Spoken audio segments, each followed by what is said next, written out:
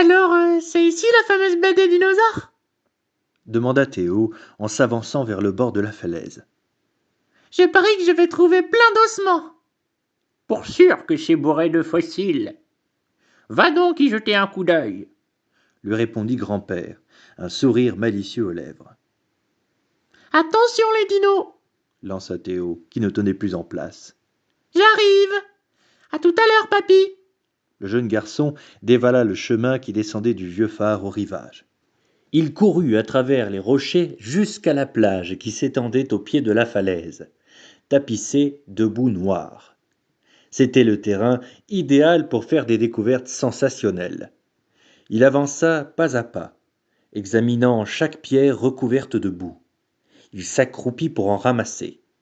Elle s'effritait entre ses doigts, mais aucune ne contenait de fossiles. Je devrais peut-être en chercher de plus grosses, songea-t-il. Il repéra un rocher grisâtre fendu, posa son sac à dos à côté et sortit son matériel. Un marteau à fossiles, une lame pour casser la pierre et des lunettes de protection pour éviter de recevoir des éclats dans les yeux. Il coinça la lame dans la fissure et donna de petits coups de marteau. Encore un effort? Un fragment de roc vint rebondir sur ses lunettes, tandis que le rocher s'ouvrait en deux. Et voilà le travail! S'exclama Théo. Une spirale noire bombée, parsemée de paillettes dorées, apparut dans la roche fendue. Il l'examina de près. Elle avait à peu près la taille de son doigt.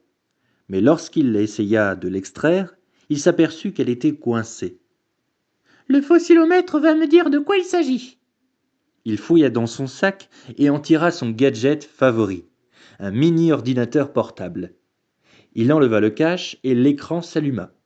Une empreinte fossilisée de dinosaure apparut, surmontée des mots « Bonne chasse ».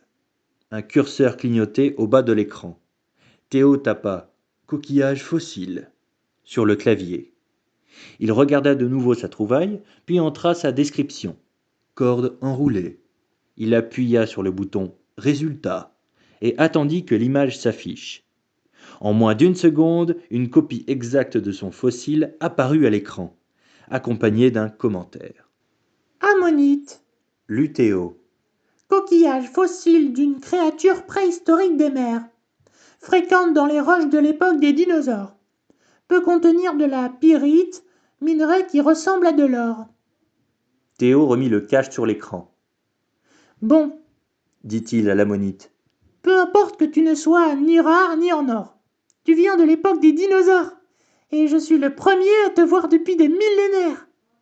Pour moi, tu restes un véritable trésor. Il retira ses lunettes de protection et sortit son nouveau carnet à croquis orné d'un T-Rex.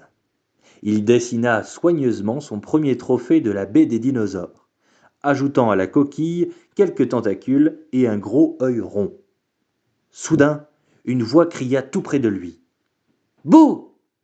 Un garçon au visage criblé de taches de rousseur surgit de derrière le rocher. « Ha ha, je t'ai fait peur. Tu ne m'as pas entendu arriver, hein ?» L'inconnu s'approcha. Son t-shirt et son short étaient couverts de boue. « Hé, mais c'est le nouveau fossilomètre !» s'exclama-t-il. Théo sourit et tapota fièrement son ordinateur de poche.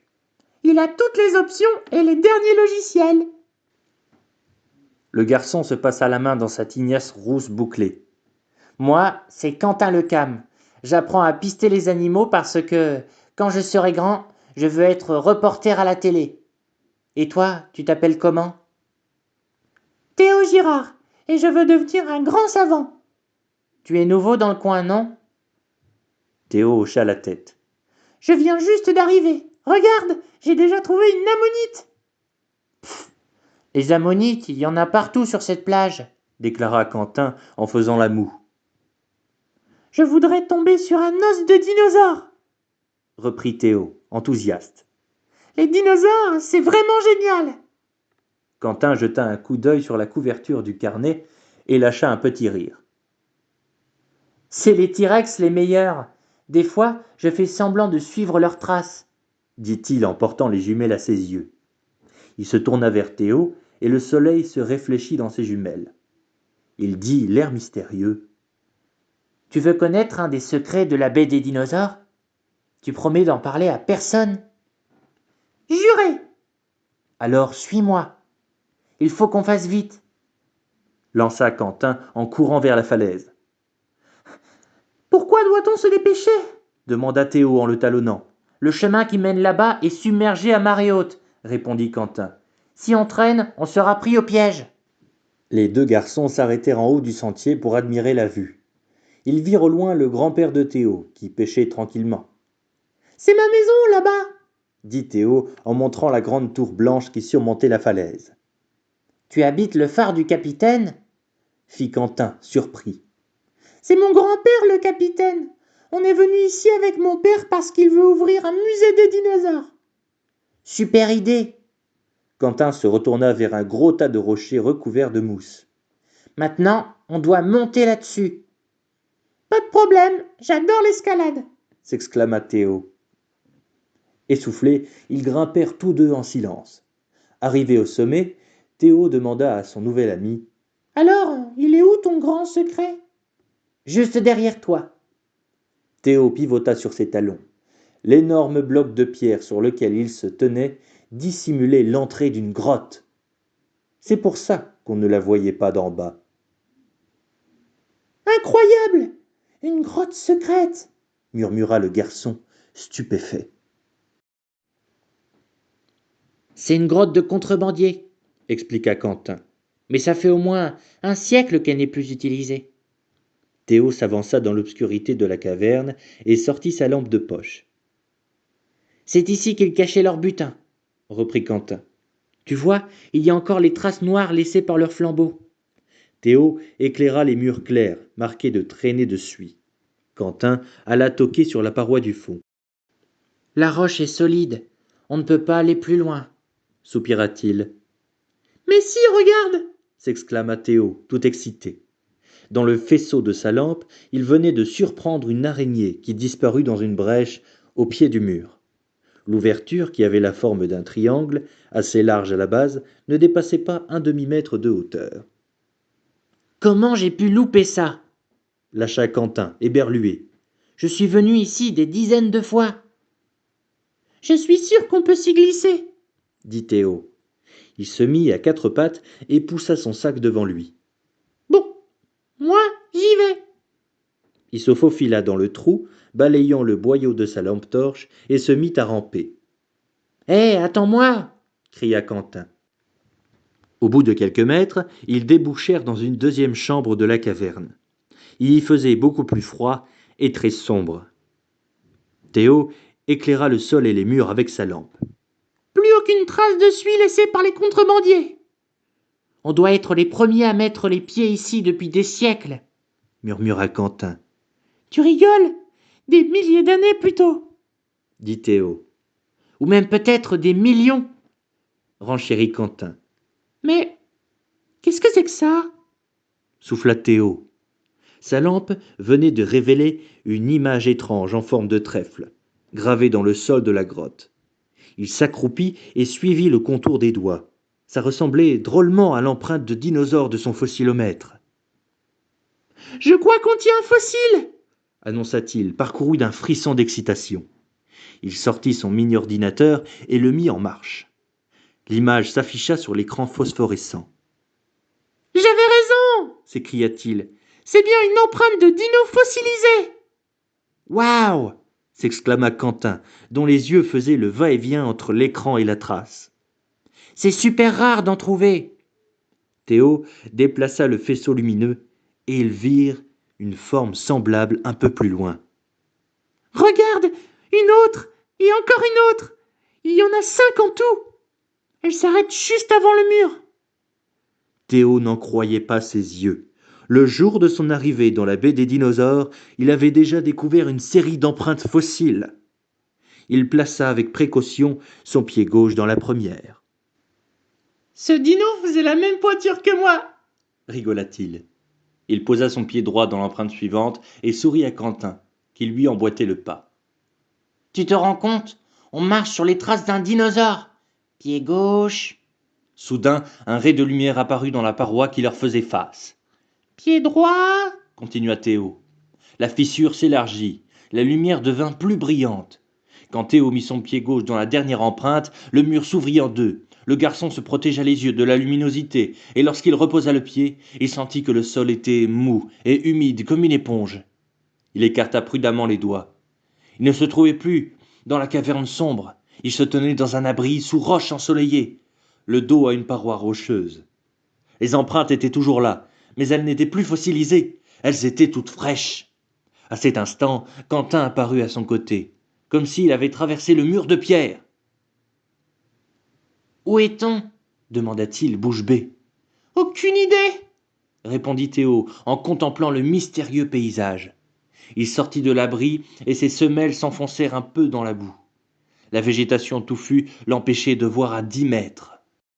« Ces arbres sont vraiment bizarres » commenta-t-il en détachant d'une grappe un fruit qui ressemblait à un abricot. Son odeur était insupportable. « Pouah, ça pue ! Je parie que t'es pas capable de le sentir, Quentin. » Quentin le mit sous son nez. « Berk, c'est dégoûtant » dit-il en faisant la grimace. « Et toi, je parie que t'es pas capable d'en manger » ajouta-t-il avec un sourire. « C'est bon, tu as gagné » reconnut Théo. Le sol était couvert de la chair pourrie des fruits tombés de l'arbre. Le garçon arracha une feuille en forme d'éventail. « Je crois avoir déjà vu ça quelque part » dit-il en ressortant son fossile-mètre. Il tapa feuille éventail. L'instant d'après, une série de feuilles de formes diverses s'afficha à l'écran. Théo cliqua sur celle qui ressemblait le plus à la sienne. « Ginkgo, fossile vivant » lut-il à voix haute. « Existe encore aujourd'hui. Très répandu à l'époque des dinosaures, il porte aussi le nom d'arbre à boules puantes. » Il mérite bien son surnom, grimaça Quentin. Viens, allons plus loin respirer un peu d'air frais. Il écarta des lianes épaisses. Je me demande ce qu'il peut y avoir par ici. Hé, attends-moi l'appela Théo, qui finissait de ranger des fruits de ginkgo dans une poche à spécimen en plastique. Il se précipita à la suite de Quentin dans les herbes hautes. Attention, la pente est raide, le prévint son ami. Mais emporté par son élan, Théo glissa sur les semelles de ses baskets, souillées par les fruits de ginkgo écrasés. Il ne pouvait plus ralentir. Ah cria-t-il. Il se dirigeait tout droit vers le bord d'une falaise. Au dernier moment, Quentin tendit une branche à Théo. « Attrape ça !» Théo referma les doigts sur la branche alors qu'un de ses pieds pendait déjà dans le vide. « Ouf, il était moins une. Merci !» soupira-t-il avec soulagement. Il s'éloigna du bord de la falaise et découvrit enfin le panorama qui s'étendait à ses pieds. Un voile de brouillard masquait à moitié une gigantesque forêt d'un vert émeraude. L'air chaud et humide vibrait de vrombissements d'insectes. « Mais on est où, là ?» lâcha Théo en reprenant ses esprits.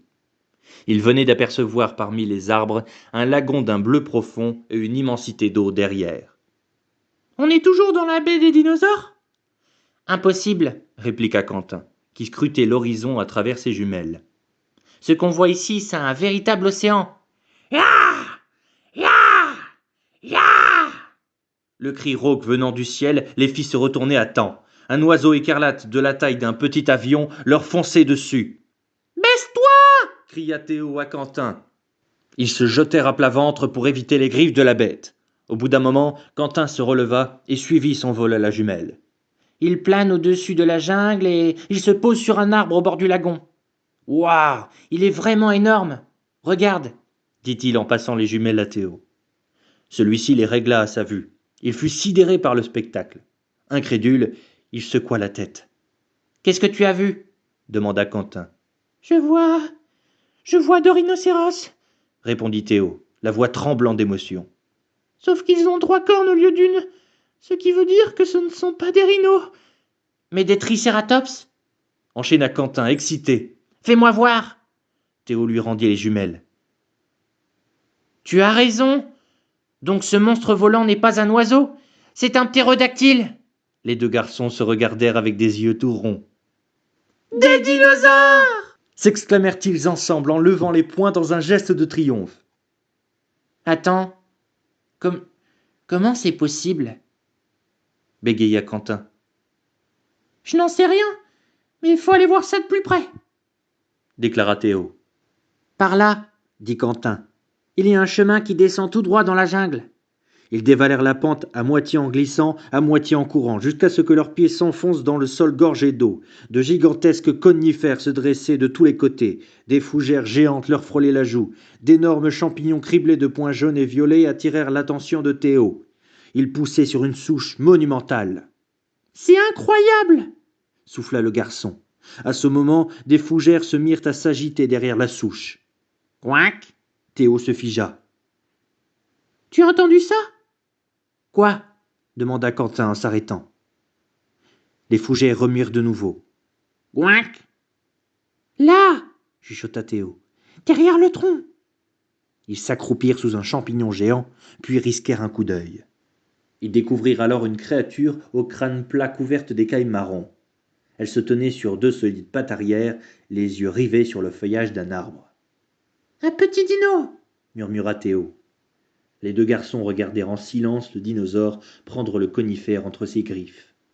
Il avait posé la queue par terre pour garder son équilibre. Il secoua l'arbre vigoureusement de ses bras courts en poussant des grognements. « On dirait qu'il est en train de réfléchir, » remarqua Quentin. « Il est trop cool !» dit Théo dans un souffle. Le dinosaure recula de quelques pas, puis il baissa sa tête osseuse et se jeta contre le tronc comme un bélier. Prrr.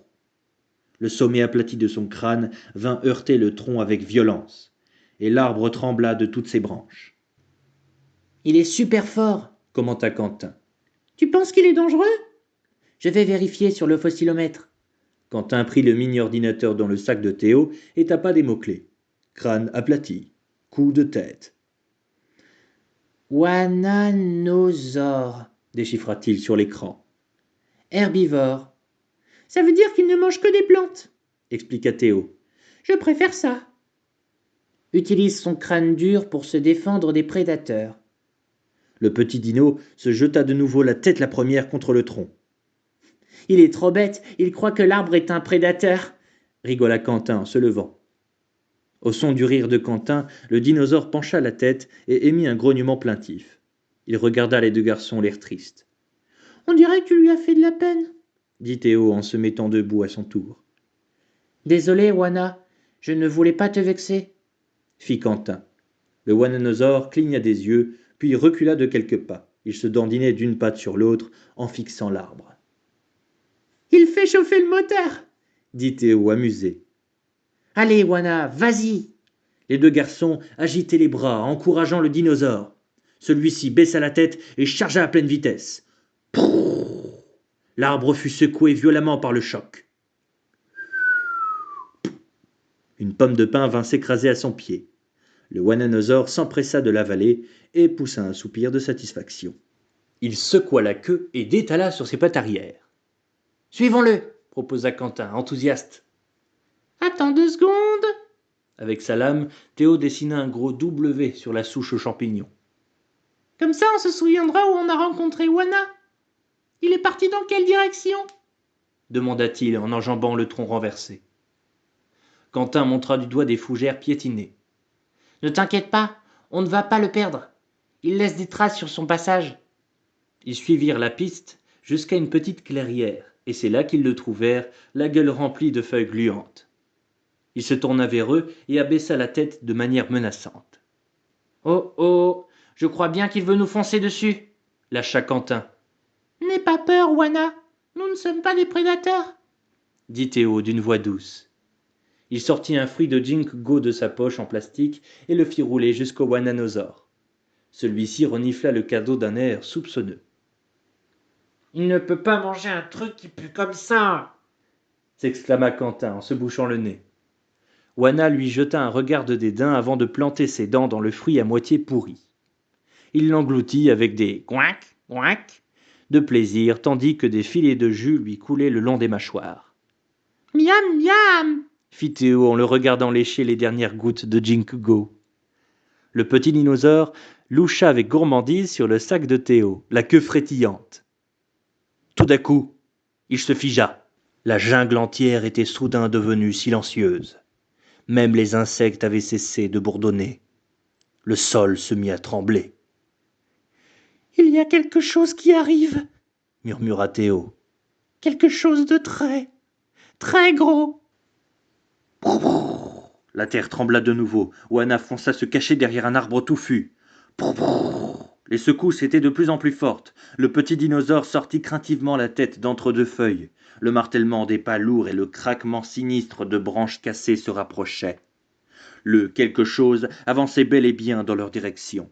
« Je ne sais pas quelle bête c'est, mais je suis pas sûr de vouloir faire sa connaissance, » murmura Théo. « Oui, on ferait mieux de partir d'ici, » acquiesça Quentin. « Sauf qui peut !» Hurlèrent les deux garçons d'une seule voix. Wana ne se fit pas prier. Il attrapa le sac à dos de Théo entre les mâchoires et détala à toute allure à travers la jungle. Théo et Quentin sprintèrent derrière lui sans se poser de questions. Le Wananosaure s'arrêta devant un cours d'eau. Il tourna la tête et regarda Théo dans les yeux. Puis il se jeta dans les flots et commença à nager en descendant le courant. Une nouvelle secousse ébranla le sol. « Il essaie de nous amener en lieu sûr !» cria Théo avant de plonger à son tour. « Il est malin !» haleta Quentin. « L'eau va masquer notre odeur !» Leur guide les conduisit sur l'autre berge, bien plus bas, à un endroit où de gros rochers ralentissaient le torrent. Il sortit de l'eau et s'ébroua. Les deux amis, trempés et à bout de souffle, se hissèrent à leur tour sur les rochers. « On n'entend plus rien !» constata Théo, soulagé. « On a dû le semer !» Ils firent un bond en l'air. Un rugissement féroce venait de retentir derrière eux, suivi de craquements sonores. Théo fit volte-face et perdit l'équilibre sur la pierre mouillée. Quentin lui tendit la main à la vitesse de l'éclair, mais lorsque Théo l'attrapa, il entraîna son ami dans sa chute, et tous deux glissèrent entre deux rochers. Ils tombèrent sur les fesses et se trouvèrent face à une gueule de reptile. « Gouac !» C'était Wana, qui les accueillit à grands coups de langue. Théo fut soulagé de voir que son sac à dos était toujours là. « Tu crois qu'on est à l'abri ici ? La bête est partie ?» demanda Théo à voix basse. Les deux garçons tendirent l'oreille. « Il me semble que c'est bon, » murmura Quentin. Brrr, brrr. Les rochers entre lesquels ils étaient cachés tremblèrent violemment. « Oh oh, on dirait plutôt que la créature est tout près, » fit Quentin. Théo regarda la faille au-dessus de leur tête. Au lieu de voir les arbres de la jungle, il aperçut un trou noir baveux. Soudain, le trou expulsa un flot de morve qui vint atterrir en plein sur la tête du garçon. « Oh non !» s'exclama-t-il en s'essuyant avec sa manche. « Il se mouche sur moi !» La créature leva alors son énorme tête et poussa un grondement assourdissant. Le rugissement fit de nouveau trembler leur cachette. Théo avait une vue dégagée sur les mâchoires de la bête et des lambeaux de chair pourrie coincés entre ses énormes crocs. « Pouah, quelle haleine dégueu !» Il manqua de s'étouffer. « Encore pire que le ginkgo puant !»« Il a pas l'air très amical, » dit Quentin. « Qu'est-ce que c'est ?» Un immense œil jaunâtre, cerclé d'écailles rouges brillantes, les fixait avec insistance. « Pas besoin du fossilomémètre !» bégaya Théo. « C'est un T-Rex !» L'œil disparut soudain. « Je crois qu'on a un problème !» souffla Théo. « Je dirais même un problème géant !» enchaîna Quentin. À cet instant, une patte munie de griffes meurtrières s'introduisit entre les deux rochers. « Attention !» cria Théo en tirant Quentin vers l'arrière. De l'autre main, il brandit son sac pour faire bouclier. Wana et Quentin se recroquevillèrent derrière lui. Les griffes fouillèrent frénétiquement l'interstice, mais elles étaient trop courtes pour les atteindre. « Heureusement que les T-Rex ont de tout petits bras, » chuchota Quentin. « Peut-être qu'il va s'en aller maintenant, » souffla Théo. Mais l'œil monstrueux du tyrannosaure revint les observer. Wana tremblait comme une feuille. « Si j'avais un bâton, je lui planterais dedans, » grommela Quentin. « Attends, je dois avoir quelque chose, » dit Théo en plongeant la main dans son sac. « Tiens, voyons ce qu'il pense de ça !» Il alluma sa lampe torche et la braqua en plein dans la pupille du T-Rex. Le gigantesque carnivore recula et ils l'entendirent battre en retraite. Théo sortit la tête de la faille avec 1000 précautions. Le T-Rex s'éloignait à pas pesants vers la lisière de la jungle. « Ouf, on l'a échappé belle !» s'écria le garçon. Les deux amis se tapèrent dans la main. « Il faut qu'on se sauve avant qu'il ne revienne, » dit Quentin. Ils s'extirpèrent de leur abri, suivis de près par Wana. Le petit dino prit la tête du groupe et se mit à longer la rivière. Théo frissonna. « Tu as remarqué les crocs du T-Rex ? Il aurait pu nous déchiqueter d'un seul coup dedans. Et nous avaler tout cru, vu la taille de sa gueule. Renchérit Quentin. À mesure qu'ils avançaient, la rivière s'élargit. Les arbres devenaient de plus en plus rares. Ils finirent par arriver au lagon bleu, qu'ils avaient repéré depuis la colline du Ginkgo. Wana s'arrêta près d'un buisson pour en déguster les feuilles. On est super loin de la grotte, remarqua Quentin. Et on a un tyrannosaure qui veut notre peau. Comment on va faire pour rentrer? J'en sais rien, Avoua Théo. Son regard se perdit un instant dans les eaux bleues du lagon. Soudain, un croassement retentit derrière eux. Les deux garçons se retournèrent d'un bloc. Les cris rauques provenaient de volatiles ressemblant à des chauves-souris géantes, pourvues de longs becs jaunes. Ces étranges créatures suspendues la tête en bas dans des palmiers faisaient penser à des parapluies repliés. Ils doivent appartenir à la famille des ptérodactyles, Fit Quentin. À ce moment, les créatures poussèrent un autre cri avant de déployer leurs grandes ailes membraneuses et de s'envoler. Qu'est-ce qui leur arrive? Demanda Quentin en les suivant des yeux. Tout à coup, un grand silence s'abattit sur le lagon. On entendait juste le clapotis des vagues. Puis le sol commença à trembler. Oh, oh! Hurlèrent ensemble Théo et Quentin. T-Rex dans les parages! Le tyrannosaure déboula de la jungle, au pas de charge, ses écailles vertes étincelant sous le soleil. Ses grands yeux jaunes balayèrent la plage. Puis il les aperçut. Le monstre préhistorique baissa la tête et avança sur ses puissantes pattes arrière. Les écailles rouges autour de ses yeux brillaient de manière menaçante. « Je crois qu'il nous a mis à son menu du jour !» gémit Quentin. Alors qu'ils s'apprêtaient à s'enfuir, des craquements sinistres retentirent derrière eux. Le tyrannosaure releva la tête et scruta la lisière de la jungle. Les garçons découvrirent avec horreur qu'un autre T-Rex arrivait sur la plage. « Non !» cria Quentin au bord de l'évanouissement. De même taille que le premier, le nouveau venu avait une peau plus sombre, zébrée de noir, et lui aussi se dirigeait vers eux. « Attention !» Théo se jeta en roulé-boulé pour éviter l'énorme patte griffue du T-Rex qui fonçait sur son congénère. Plus rapide que son ombre, Quentin se baissa pour esquiver un coup de queue meurtrier. Les deux amis se figèrent, stupéfaits. Les géants se battaient entre eux. « Ça alors !» lâcha Théo. « Ce n'est pas nous qu'il poursuivait, ce monstre !»« Peut-être qu'ils se bagarrent pour leur territoire, » suggéra Quentin. Le premier T-Rex planta sauvagement ses crocs dans la gorge de l'autre.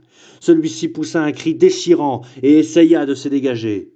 Quand il se fut libéré, il sauta sur le dos de son adversaire et le mordit à son tour. « Laissons-les s'expliquer entre eux. Viens, on s'en va !» Quentin entraîna son ami sous les arbres. Wana leur emboîta le pas.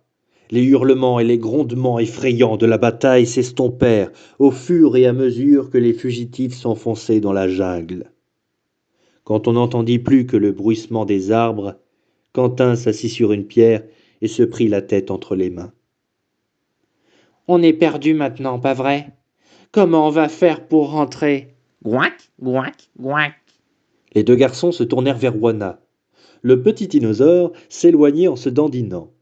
« On n'a qu'à le suivre. De toute façon, on n'a pas d'autre option, » admit Théo. Au bout de quelques minutes de marche, ils atteignirent un cours d'eau. « On dirait que c'est la même rivière que tout à l'heure, » fit Théo en regardant autour de lui. Peu de temps après, ils reconnurent l'amas de rochers. « C'est là qu'on a échappé au premier T-Rex, » s'écria Quentin, soulagé. Ils repassèrent devant les champignons tachetés de jaune et de violet, et Théo retrouva le W qu'il avait gravé sur la souche. « Voilà l'arbre de Wana !» annonça-t-il avec un large sourire. Ils remontèrent la pente qui serpentait entre les arbres à fruits puants et débouchèrent sur l'abri sous roche. « On est sauvés! C'est par là que nous sommes arrivés !» déclara Théo en montrant l'empreinte fraîche de dinosaure au pied de la paroi rocheuse. Wana se mit debout sur ses pattes et remua la queue. Puis il fit quelques pas, laissant des empreintes identiques. « Alors c'était tes traces, Wana ?» s'exclama Théo. Le petit dino lui adressa un clin d'œil et alla se rouler dans un nid douillet de feuilles et de branchages dans un coin de l'abri. Et c'est là que tu habites? Ajouta Théo admiratif. Il sortit le dernier fruit de Ginkgo de son sac et le tendit à son nouvel ami. Merci de nous avoir aidés. D'un coup de museau, Wana repoussa le cadeau vers Théo. Il veut que tu le gardes, dit Quentin. D'accord, Wana. Fit Théo en ramassant le fruit. Je l'exposerai dans le musée de papa. Il lança un sourire discret à Quentin en se pinçant les narines. Son ami se tourna vers la paroi rocheuse et l'observa d'un air perplexe. Pour remonter le temps, on a avancé. Alors, si on recule, on reviendra peut-être à notre époque. Hasarda-t-il. Théo hocha la tête. Croisons les doigts pour que ça marche. Quentin se mit dos à la paroi et plaça son pied droit dans l'empreinte de Wana. Puis il posa son pied gauche derrière dans la trace correspondante. Un éclair illumina l'abri et Théo se retrouva seul avec Wana. Youpi! S'écria-t-il. Ça veut dire qu'on pourra revenir te voir. Il caressa affectueusement le museau du petit dinosaure. Wana lui lécha la main, puis se pelotonna dans son nid. À la prochaine, Wana! Lança le garçon. Le fruit de Ginkgo dans une main et sa lampe torche dans l'autre, il tourna le dos à la paroi. Il fit un pas en arrière et fut enveloppé par une lumière éclatante. À l'instant où il se retrouva dans la caverne, il sentit le fruit se ramollir dans sa main, puis tomber en poussière. Visiblement, on ne peut rien rapporter dans notre époque, dit-il à Quentin en laissant la poussière lui filer entre les doigts. Ce n'est pas une grosse perte de toute façon. Ce fruit puait tellement, le rassura Quentin. Les deux garçons se faufilèrent dans l'étroit passage menant à la première chambre de la grotte. Ils en sortirent aussitôt et descendirent en bondissant de rocher en rocher jusqu'à la plage. Le grand-père de Théo était en train de ranger son matériel de pêche. Il leur adressa un grand sourire tout en rembobinant sa ligne. « Alors, vous avez trouvé des dinos ?» Théo fit un clin d'œil à son ami et répondit « On a trouvé une grotte géniale, hein, Quentin ?» « Ouais, elle est extra. Et si on y retournait demain ?»« C'est une super idée !» dit Théo en mettant son sac à dos. « Si papa et toi, vous êtes d'accord, bien sûr !» ajouta-t-il en se tournant vers son papy. « Tant que vous revenez vivant !» plaisanta grand-père en soulevant son seau rempli de poissons. « À demain alors !» dit Théo à son nouvel ami. Quentin agita la main. « Tu peux compter sur moi !» Théo et son papy reprirent le chemin qui menait au vieux phare. « Tu penses que tu vas te plaire ici ?»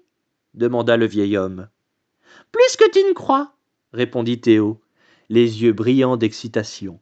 « Je suis impatient de découvrir tous les secrets de la grotte des dinosaures !»